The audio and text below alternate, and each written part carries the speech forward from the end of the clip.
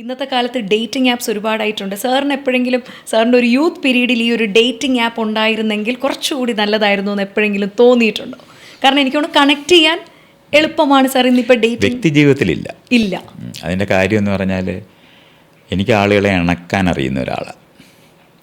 അതുകൊണ്ട് എവിടെ പോയാലും മറ്റു മനുഷ്യരുമായിട്ട് ചേർന്ന് ജീവിക്കാൻ എനിക്ക് പറ്റും. ആളുകളുടെ അഭാവമോ ഇണകളെ കിട്ടാതിരിക്കുകയോ ഒന്നും എനിക്കുണ്ടായിട്ടേ ഇല്ല. അതുകൊണ്ടൊരു ആപ്പ് വേണം അപരിചിതരായ ഒരാളെ പരിചയപ്പെടാനായിട്ട്. എനിക്ക് അങ്ങനൊരു പ്രശ്നം ഞാൻ അനുഭവിച്ചിട്ടേ ഇല്ല. അപ്പോൾ അതുകൊണ്ട് വ്യക്തി ജീവിതത്തിലില്ല.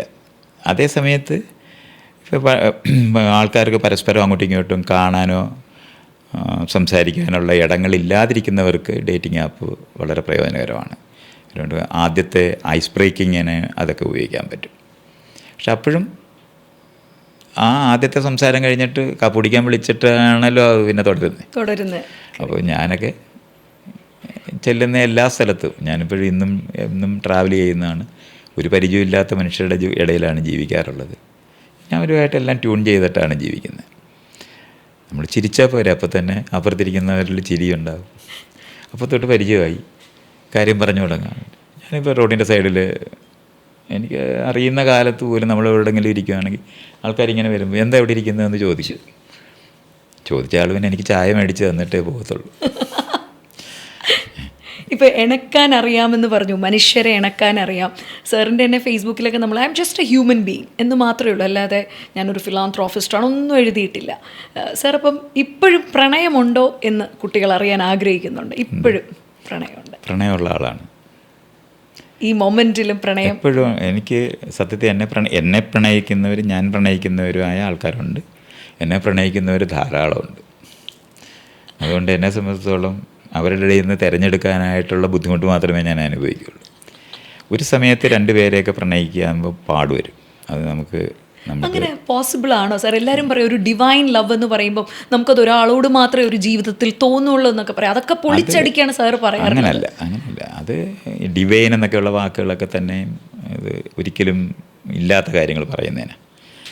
നമ്മൾക്ക് ഒരു സമയത്ത് നമ്മൾ എന്തുകൊണ്ടാണ് നമുക്ക് പലരോട് പ്രണയം തോന്നും. പക്ഷേ കാപ്പി കുടിക്കാൻ പോകാനായിട്ട് ഒരാളുടെ കൂടെ പറ്റുള്ളൂ. സിനിമ കാണാൻ പോകാൻ ഒരാളുടെ കൂടെ പറ്റുള്ളൂ. കഴിയാത്തത് കൊണ്ട് മാത്രമാണ് പല പ്രണയം ഒരു സമയത്ത് പറ്റത്തില്ല എന്ന് പറയുന്നത്. സീരിയലായിട്ട് പ്രണയിക്കാൻ പറ്റും. ഒന്ന് കൺക്ലൂഡ് ചെയ്യാം. അല്ലെങ്കിൽ കള്ളം പറയുന്നവരായി മാറും. ഇപ്പം രണ്ടുപേരെ പ്രണയിക്കുന്ന ഒരാൾ പറയും നമുക്ക് കടപ്പുറത്ത് നടക്കാൻ പോവാം. അപ്പോൾ മറ്റേ ആൾ പറയും സിനിമയ്ക്ക് പോവാം. ആരുടെങ്കിലും ഒരാളുടെ കൂടെ പോകാൻ പറ്റുള്ളൂ.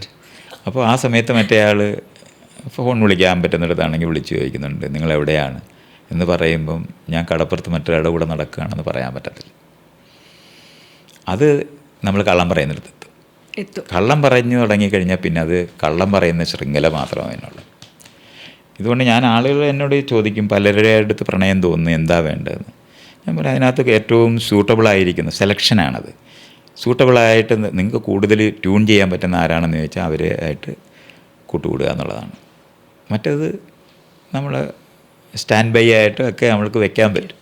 ഈശ്വര, അപ്പം നമ്മളൊക്കെ ഇപ്പം ഫോളോ ചെയ്യുന്ന നമ്മുടെ കുട്ടികളൊക്കെ ബെഞ്ചിങ് ഒക്കെ എത്രയോ വർഷങ്ങൾക്ക് മുമ്പ് ചെയ്ത് കളഞ്ഞ ആളാണ് സാറൊക്കെ. അപ്പോൾ സാർ ഇത് പറഞ്ഞു, സാറിൻ്റെ ഇതുവരെയുള്ള ലൈഫിൽ ഏറ്റവും നീണ്ടു നിന്ന് അങ്ങനത്തെ ഒരു ബ്യൂട്ടിഫുൾ പ്രണയം ഏതായിരിക്കും? അതിപ്പോഴും ജയശ്രീയായിട്ട് തന്നെയായിരുന്നു. കണ്ട് ഞങ്ങൾക്ക് അത്രയും 10-16 വർഷം കുട്ടിയെ വളർത്തുന്ന പണി തൊട്ട് മാത്രമല്ല ഞങ്ങൾ അത്രയും പാടുപെട്ട് ഡേറ്റ് ചെയ്ത് കണ്ടുപിടിച്ച ഒരാളാണ്. ജയശ്രീയായിട്ടുള്ള റിലേഷൻഷിപ്പാണ് ഏറ്റവും ലോങ് ആയിട്ടുള്ളതും. ഇന്നും പ്രണയം പഴയതുപോലില്ല, പക്ഷേ സൗഹൃദം തുടരുന്ന ബന്ധമായിട്ട് ഇന്നും തുടരുന്നുണ്ട്. അതുകൊണ്ട് അതാണ് ഏറ്റവും ശക്തവും വ്യക്തവുമായിട്ട് വന്നിട്ടുള്ളത്. അതേ സമയത്ത് ഞാനൊരു 7-8 പേരുമായിട്ട് പ്രണയബന്ധങ്ങളുണ്ടായിട്ടുണ്ട്. അത് ചിലരൊക്കെ 5-6 വർഷം വരെയൊക്കെ പോയിട്ടുണ്ട്. എന്നാലും നീണ്ട് കമ്മിറ്റഡായിട്ടൊരു ബന്ധം സൂക്ഷ്മമായിട്ട് എല്ലാ തരത്തിലും ഇൻ്റലക്ച്വലായിട്ടും ഒക്കെ ഞങ്ങൾക്ക് രണ്ടുപേരുടെയും സൗഹൃദം ഇപ്പോഴും ഒരാളോട് എന്താ പറയണ്ടേ എനിക്ക് പ്രൂവ് ചെയ്യാതെ ചെല്ലാൻ പറ്റുന്ന ഞാൻ ഒരാളായിട്ട് ഇന്നും ജയിച്ചു തുടരുന്നുണ്ട്.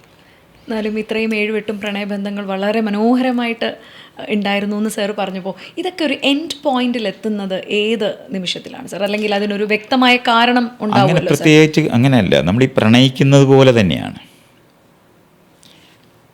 അതിങ്ങനെ ഒരുങ്ങി വരിക ചെയ്യുന്നത്. വസന്തം വരുന്നത് എങ്ങനെയാണ് എന്ന് ചോദിക്കുന്നതല്ല, നിങ്ങളിപ്പോൾ അത് ചോദിക്കുമ്പോൾ ഇതിലേതാണ് എന്നുള്ളതാണ്. നമ്മളതിനകത്ത് പല കാരണങ്ങൾ വരുമ്പോൾ അതെല്ലാം കൂടെ ഒന്നിച്ച് കൂടുമ്പോഴാണ് ഒരു എന്താ പറയുക എമർജൻ്റ് ആയിട്ട് നമ്മൾ ആ സമയത്താണ് പല ഘടകങ്ങൾ ചേരുമ്പോഴായിരിക്കും ഒരു കാര്യം സംഭവിക്കുന്നത്. പണ്ടൊക്കെ ആൾക്കാർ പറയും കാരണം കാര്യം എന്നാണ് പറയുന്നത്. അങ്ങനല്ല, കാരണങ്ങളും കാര്യവുമാണുള്ളത്. പല കാരണങ്ങൾ ഒന്നിച്ച് ചേരുമ്പോഴാണ് ഞാനൊരു സാമ്പാർ ഉണ്ടാക്കുന്ന പോലെ പല ചേർന്നിട്ടാണത്. അല്ല അതിനകത്ത് വഴുതനങ്ങയാണ് നല്ലത്, വെണ്ടയ്ക്കയാണ് നല്ലത്, അല്ല മുരിങ്ങയ്ക്കയാണ് നല്ലതെന്നല്ലല്ലോ, അതിൻ്റെ ചേരുവയിലാണുള്ളത്. ഇതുപോലെ പല കാര്യങ്ങൾ ചേർന്ന് ഇണങ്ങി വരുമ്പോഴാണ് പ്രണയം ശരിക്കും പറഞ്ഞ പുഷ്പിക്കുന്നത്.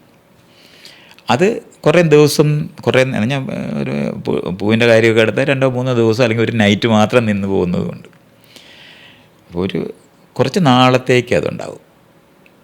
അത് കഴിഞ്ഞാൽ അത് ആരും പറയാതെ അതിൻ്റെ എതൾ കഴിഞ്ഞു പോകും. കാരണം ഉണ്ടാകുന്നു എന്നുള്ളത് കൊണ്ട് തന്നെ അതില്ലാതായി പോകും. അപ്പോൾ അതുകൊണ്ട് പ്രണയം നമുക്ക് അങ്ങ് അനശ്വര പ്രണയം എന്നൊക്കെ പറയുന്നത് ഒരിക്കലും സാക്ഷാത്കരിക്കാത്തതാണ്. തമ്മിലവരുമായിട്ട് ഒരു ബന്ധവും ഇല്ലാതിരിക്കുന്നവർ മാത്രമാണ്. മറ്റേതങ്ങനെയല്ല, അതിനൊരു കൺക്ലൂഷൻ ഉണ്ടാകും.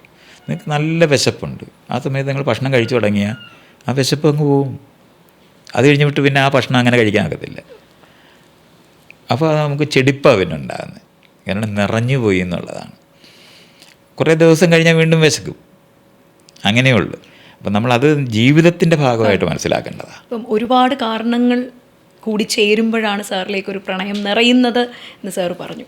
സാറിനെ ഇംപ്രസ് ചെയ്യുന്ന 1-2 കാര്യമൊന്നും ഞങ്ങൾക്ക് അറിയാൻ പറ്റുമോ? അതായത് ഒരാളിൽ 1-2 ഈ കാരണങ്ങൾ എന്നെ ഭയങ്കരമായിട്ടും ഇംപ്രസ് ചെയ്യും അല്ലെങ്കിൽ ചെയ്യിപ്പിക്കാറുണ്ട്.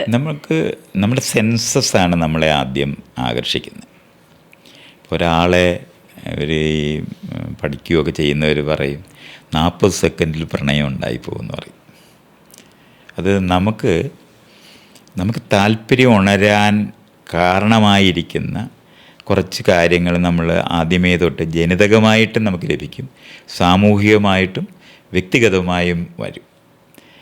അതിനെ ഇപ്പോൾ 5-6 പേര് നമ്മുടെ ജീവിതത്തിലേക്ക് കടന്നു വരുമ്പം ഒരാളായിട്ട് നമുക്ക് കൂടുതൽ അടുപ്പം തോന്നും. ആ അടുപ്പം തോന്നുന്നത് നമ്മൾ ഈ തരത്തിലുള്ള നമ്മൾ നല്ലതാണ് എന്ന് വിചാരിച്ചു വെച്ചിരിക്കുന്നതിന് സമാനതയുള്ളത് കാണുമ്പോഴാണ്.